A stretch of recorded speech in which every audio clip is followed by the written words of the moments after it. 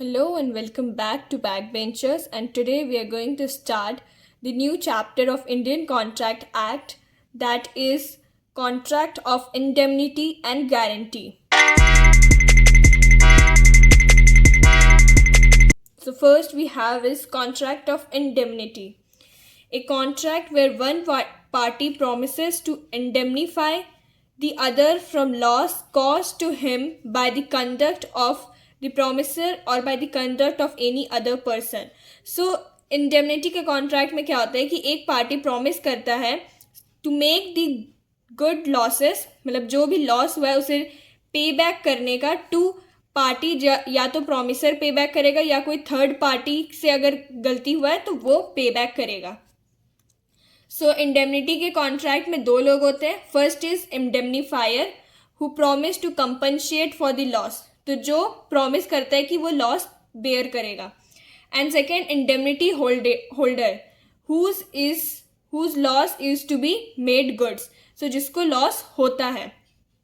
Right of indemnity holders का क्या क्या राइट है? To recover all the damages, जितना डैमेजेस हुआ है वो पूरा रिकवर कर सकता है.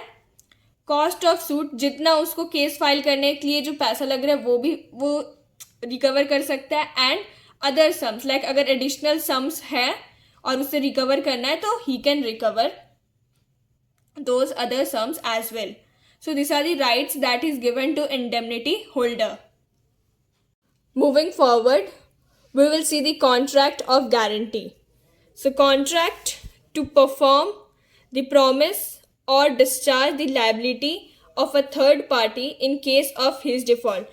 So यहाँ पे contract of guarantee में तीन लोग होते हैं, that is creditor जो पैसा देता है, principal debtor जिसे पैसा दिया जाता है, and surety जो श्योरिटी लेता है कि अगर प्रिंसिपल डेटर पैसा पे नहीं करेगा थर्ड पर्सन को तो उसके केस में श्योरिटी पे करेगा. So this is what it is written here in this paragraph.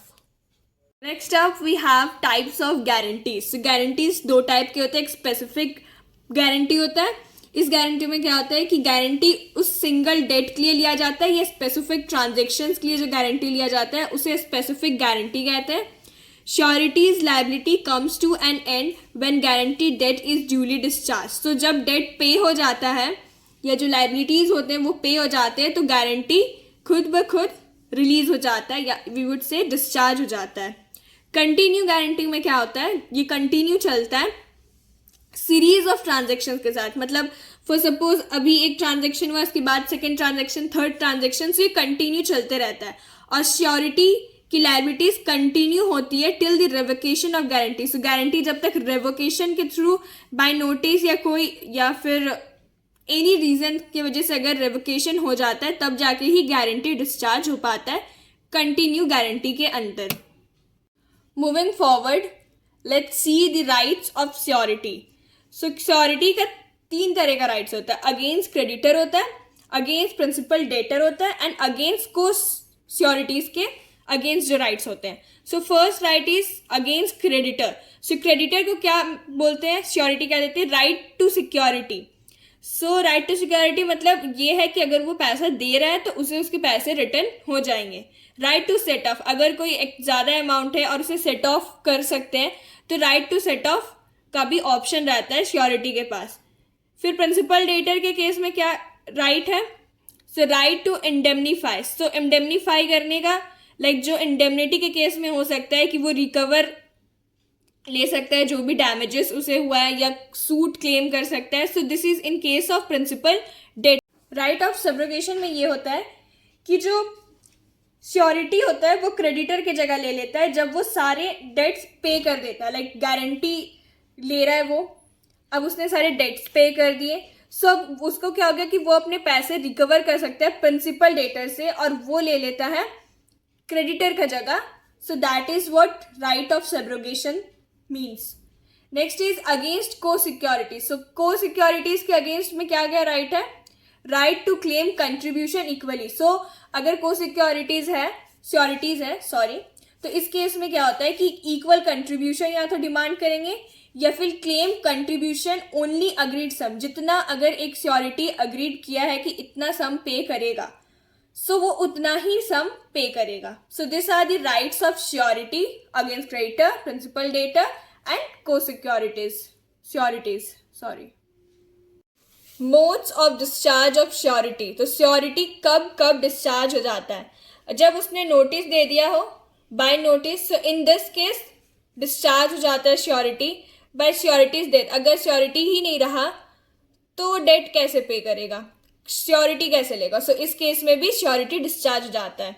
Bye variation in terms. Suppose कोई कॉन्ट्रैक्ट बनाया और उस कॉन्ट्रैक्ट में टर्म्स एंड कंडीशन चेंज हो गए, तो जो पर्सन गारंटी ले रहा है, जो श्योरिटी दे रहा है, वो पर्सन यहाँ पे डिस्चार्ज हो जाता है.